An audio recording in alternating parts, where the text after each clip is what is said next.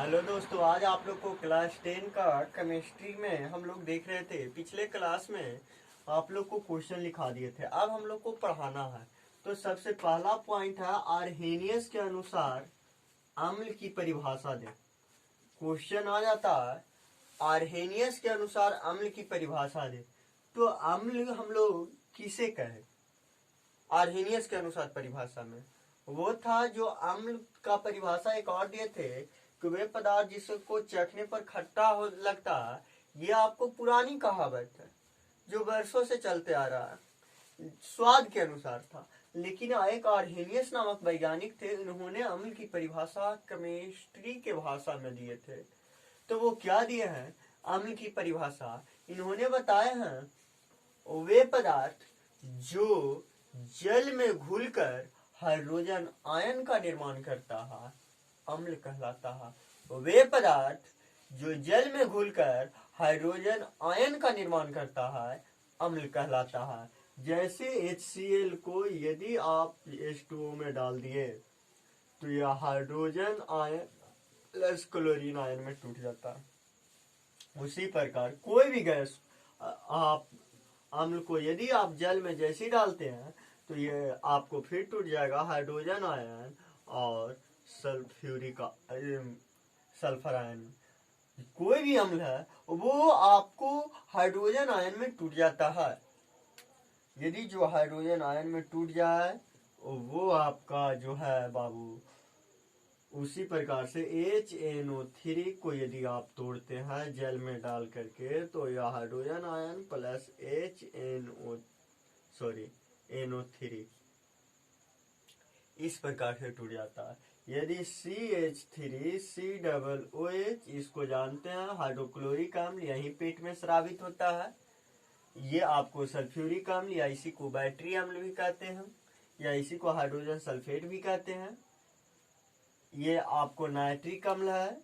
ये आपको जो है इसको हम बोलते हैं एथेनोइक अम्ल या एसिटिक अम्ल।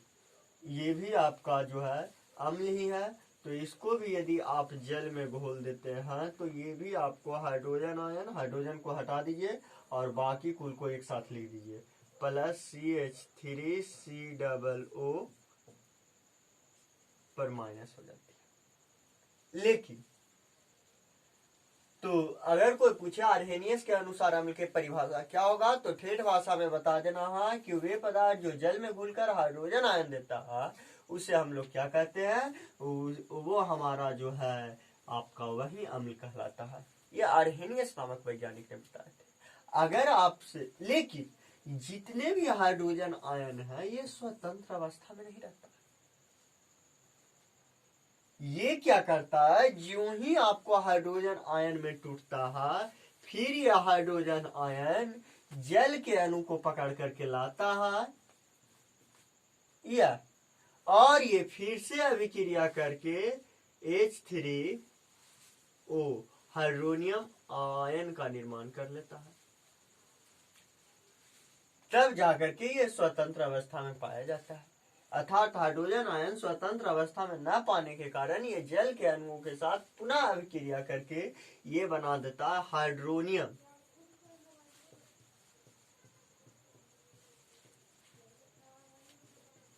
आयन का निर्माण कर लेता। तो आप लोग जान गए कि आर्हेनियस के अनुसार अम्ल की परिभाषा, अम्ल वे पदार्थ हैं जो जल में घुलकर हाइड्रोजन आयन का निर्माण करता है, वो हमारा जो है अम्ल कहलाता है। अब बच गया भस्म।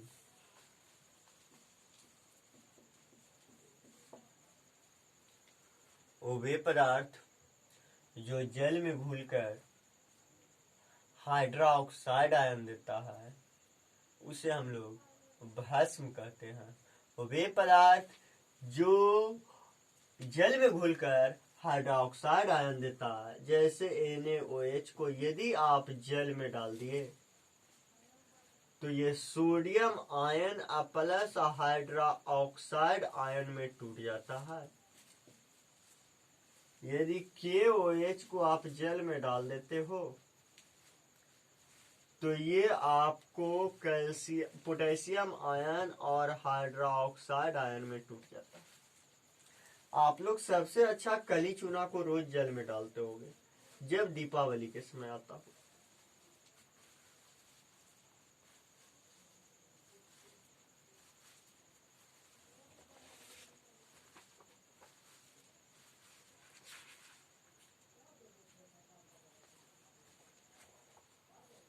तो ये आपको calcium ion plus hydra oxide ion ले आता है। तो याद रखिएगा वे पदार्थ, ये देखिए ये डायरेक्ट अभिक्रिया नहीं करता, ये मत समझिए कि एक ही चरण में अभिक्रिया कर लेता है। ये पहले जल से अभिक्रिया कर हाइड्रा ऑक्साइड बनाता है, फिर कैल्शियम हाइड्रा ऑक्साइड, फिर जाकर के ये टूटता है। तो याद रखिएगा वे पदार्थ जो जल में घोलने पर हाइड्रा ऑक्साइड आयन का निर्माण करता है वे पदार्थ हमारा भस्म कहलाता है। पहचानने का नियम आप लोग को ठेठ भाषा में बताए थे। धातु में यदि ऑक्साइड या हाइड्रा ऑक्साइड लगा हुआ हो, ऑक्साइड या हाइड्रा ऑक्साइड लगा हुआ हो तो वो सभी पदार्थ को भस्म कहेंगे, और वो सभी पदार्थ को क्या कहेंगे?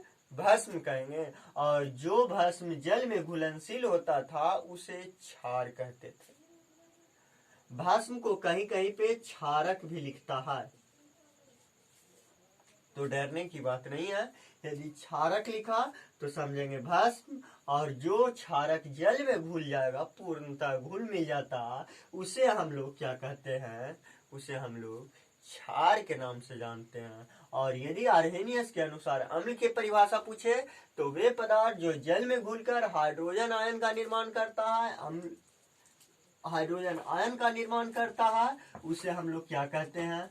तो वे पदार्थ जो हाइड्रोजन आयन का निर्माण करता है जल में घुलकर, वो आपका जो कहलाया जाता है बाबू, वो आपका अम्ल कहलाता। और वे पदार्थ जो जल में घुलकर हाइड्रा ऑक्साइड आयन का निर्माण करता है उसे हम लोग भस्म कहते हैं। और जो भस्म जल में घुलनशील होता उसका नाम क्षार होता है।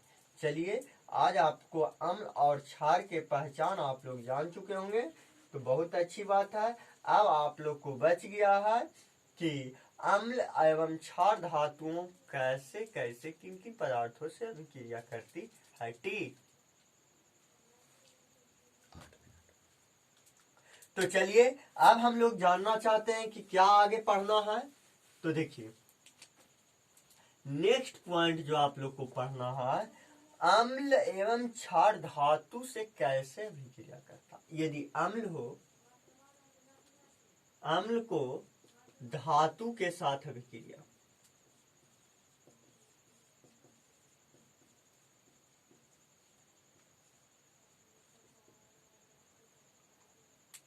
अभिक्रिया देखिए, पहला Zn पर यदि HCl गिराते हैं तो क्या होता है? ZnCl2 बना लेता है प्लस H2 हाइड्रोजन गैस दे देती है। तो ये धातु है, ये अम्ल है, से निर्माण क्या कर लेता है? लवण और हाइड्रोजन गैस। अगर आप Fe को H2SO4 से अभिक्रिया करा देते हैं, FeSO4 प्लस H2, यदि आप Mg को HNO3 से अभिक्रिया करवा देते हैं तो MgNO3 के होल टू प्लस H2। संतुलित करना आप लोग के काम है, संतुलित तो आप लोग जानते होंगे, ये हमारा काम नहीं। तो देखिए, अर्थात अम्ल धातु के साथ अभिक्रिया कर क्या बनाता है, ये आपको आ जाएगा कि जैसे कोई समीकरण दे देगा और इसको आपको एक नंबर में कह देगा कि निम्नलिखित में कौन होगा, और इस पर 4 गो ऑप्शन निकाल देगा, तो आप लोग कैसे बनाएंगे। तो काफी सरल तरीका है, डरने की बात नहीं है, काफी सरल है। डर जाइएगा, हिसाब आपसे नहीं बने, सॉरी आपको समझ में नहीं आएगा। याद रखना पड़ेगा इस पॉइंट को कि अम्ल को धातु के साथ अभिक्रिया कराते हैं, जैसे आपको पॉइंट में दे देगा 1-2 नंबर का क्वेश्चन में, अम्ल को धातु के साथ क्या होता है जब अम्ल को धातु के साथ अभिक्रिया कराएंगे, तो बोलेंगे जब अम्ल धातु के साथ अभिक्रिया करता है तो समांतर लवण और हाइड्रोजन गैस देती है। अब प्रश्न ये उठता है कि लवण और हाइड्रोजन गैस देती है, तो क्या सभी धातु है जो अम्ल के साथ अभिक्रिया करती है? तो नहीं, कुछ ऐसे अपवाद हैं जो आपका अम्ल जो है, अम्ल पर उसका कोई प्रभाव नहीं पड़ता है, अम्ल से कोई प्रभाव नहीं पड़ता। जैसे आप लोग जानते होंगे कि आपका जो है Cu कॉपर पर आप गिरा दीजिए, काफी कम प्रभावित होता है। सोना Au, सोना को अम्ल में बैटरी में डाल दीजिए, साल भर तक वो खराब होने वाला नहीं है। चांदी, इसको डाल दीजिए, ये खराब होने वाला नहीं है।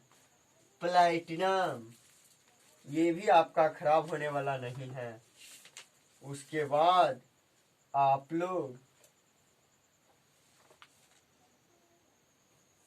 ये सब ऐसे धातुएं हैं जो अम्ल के साथ कभी अभिक्रिया नहीं करती है। तो ये धातुएं अम्ल के साथ अभिक्रिया नहीं करती है, तो ये सब कौन कौन और ETC, इसमें और कई सारे हैं।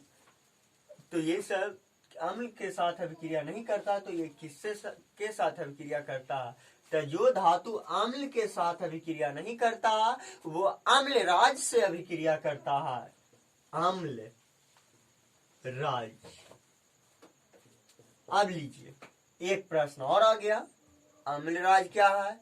तो अम्लराज उसको कहते हैं, अम्लराज उसे हम लोग कहते हैं जिसमें HCl और HNO3 के मिश्रण होता है, और वो भी 3:1 में। 3:1 में यदि हो तो इसी को हम लोग अम्लराज कहते हैं। इसे याद रखिएगा, अम्लराज तो HNO3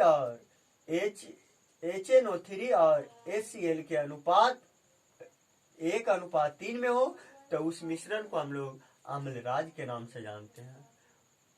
विशेष जानकारी अगले क्लास में। थैंक यू, आज के लिए इतना।